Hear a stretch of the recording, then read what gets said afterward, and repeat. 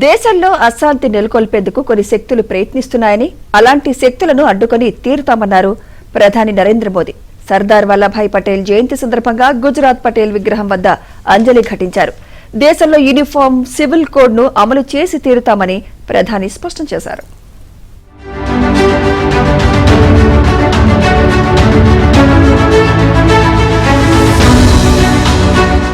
సర్దార్ వల్లభాయ్ పటేల్ జయంతి సందర్భంగా గుజరాత్ కేవడియాలోని పటేల్ భారీ విగ్రహాన్ని ప్రధాని సందర్శించి అంజలి ఘటించారు.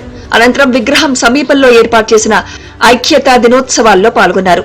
ఈ సందర్భంగా స్థానికులతో కలిసి ప్రధాని మోదీ ఐక్యతా ప్రమాణం చేశారు. ఏక్తా దివస్ సందర్భంగా ఏర్పాటు చేసిన పరేడ్ ను ప్రధాని తిలకించారు.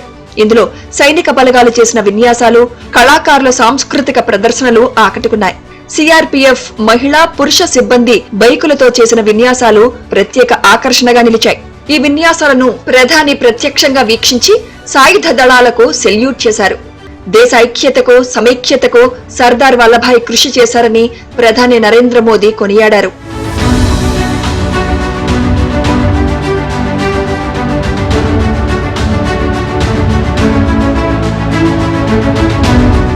జాతీయ సమైక్యతా శక్తిని ఒక అర్బన్ నక్సల్స్ కూటమి దెబ్బతీయాలని చూస్తోందని ప్రధాని మంత్రి నరేంద్ర మోదీ ప్రతిపక్షాలపై విమర్శలు చేశారు. తమ రాజకీయ ప్రయోజనాల కోసం దేశంలో ప్రజల మధ్య విభజన సృష్టిస్తున్నారని, అలాంటి వారిని గుర్తించి జాగ్రత్తగా ఉండాలని సూచించారు.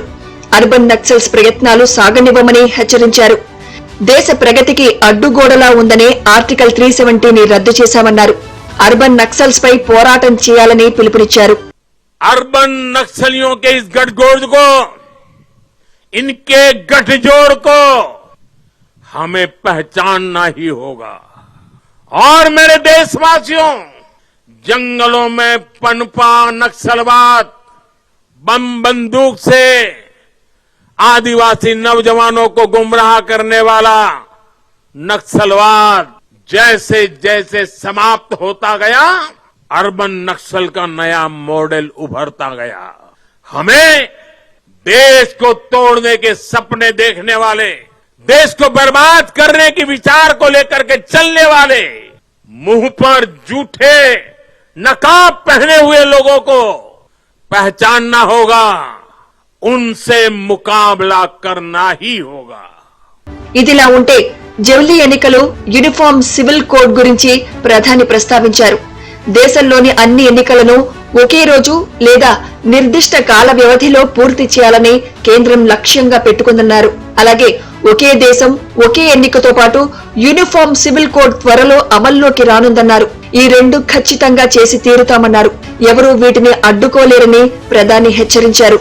विकसित भारत के सपने को पार करने में और नई गति प्राप्त करेगा, समृद्धि प्राप्त करेगा। भारत आज one nation one civil code यानी सेक्युलर सिविल कोड की तरफ भी बढ़ रहा है।